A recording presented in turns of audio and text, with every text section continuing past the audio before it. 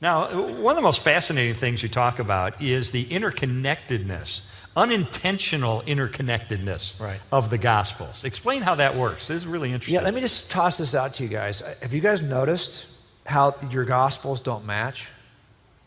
They're not precise. Give you an example. How many women run to the tomb of Jesus on the first Sunday? How many women? Yell it out. 2? 3? Depends on the gospel. Really? How many angels are waiting for the women when they get there? Come on. 2?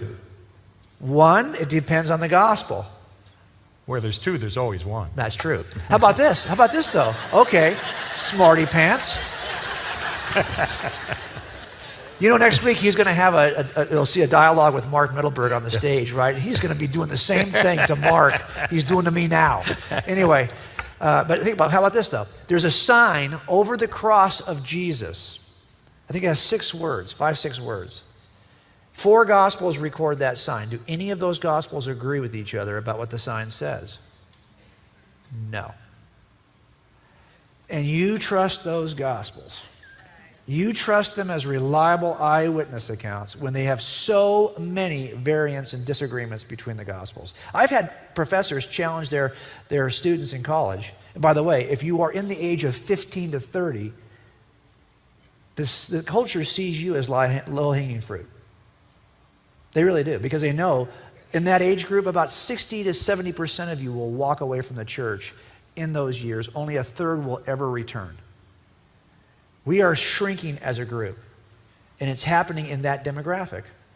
And I remember one guy said, I left because my professor simply challenged me to read the resurrection story, the nativity, the Passion Week, in all 4 Gospels and just compare them to one another. And when I did that, I realized they are very different.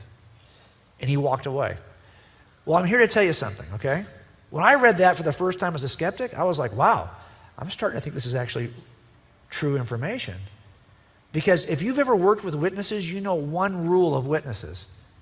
They never, ever agree. Ever. It could happen 5 minutes ago. Someone could come up here, and I used to run an experiment in front of my youth group.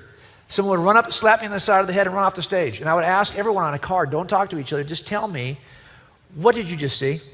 You wouldn't believe the variation between the accounts. They just saw it together. We were all together. They couldn't even agree on the sex of the perpetrator. Think about that. But did the event really happen? Of course.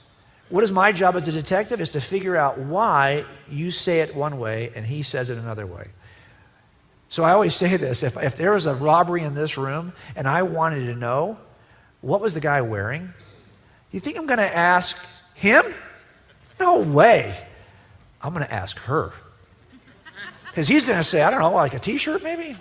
Dark t-shirt? She's going to say, oh, no. It's like an Izod t-shirt. You know the one that has the band that's tight right about halfway here? And the limp collar shirt, not the straight collar shirt, 3 buttons stopped right around here. What is that about? Well, she just bought 3 of those for him last week for some, and so she actually gets it. That's why you ask her that question, right? And if they disagree on the description of the shirt, it doesn't mean that there was no shirt or no suspect. It just means that they're coming at it from different perspectives. My job is to figure out what the perspectives are. So when I read the Gospels and I saw that these things would sometimes leave out details, like Luke will say, Jesus is in front of Caiaphas at a trial, and they're testing Jesus, so they think, you think you're divine, you think you're God. How about this? So someone slaps him and says, tell us, Jesus, who prophesied? Who slapped you? And I'm thinking, how hard is that? I would just look at the guy and say, you did, you moron, right? I mean, how hard is it to tell you who slapped me? Because Luke doesn't describe the fact that Matthew describes that before this whole thing started, they put a blindfold on Jesus. Luke never mentions it. So his statement's actually kind of confusing until you get the other eyewitness account. And that's what it is in our cases all the time. I see this in my professional work constantly. One confusing statement clarified by another witness.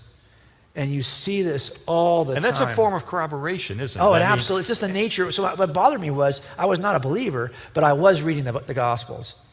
And when I saw that kind of thing in the Gospels, I was like, this looks suspiciously like real eyewitness accounts. Because look, if I'm trying to create this fiction, I'm going to work that stuff out. Yeah. Right? I'm going to work that stuff out so there's no question about it. But if you work real cases, you see that those little, warts and pimples on the account are still there. And that's what I was seeing in the eyewitness accounts. And it just struck me as I should probably go a little further with this. And the fact that these were unplanned, apparently. I mean, they fit together yes. In an unintentional way. So, for example, why is it at the feeding of 5,000, I think Jesus asks Philip, where can we go to feed these people? Philip is a minor character in the Gospels.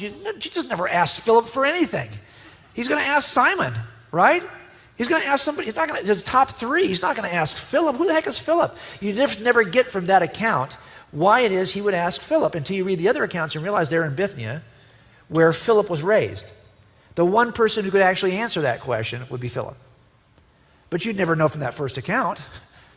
You had to kind of do your homework, right? And see, why do these eyewitnesses say certain things? And when I started to do that, I was like, wow, this stuff is bugging me.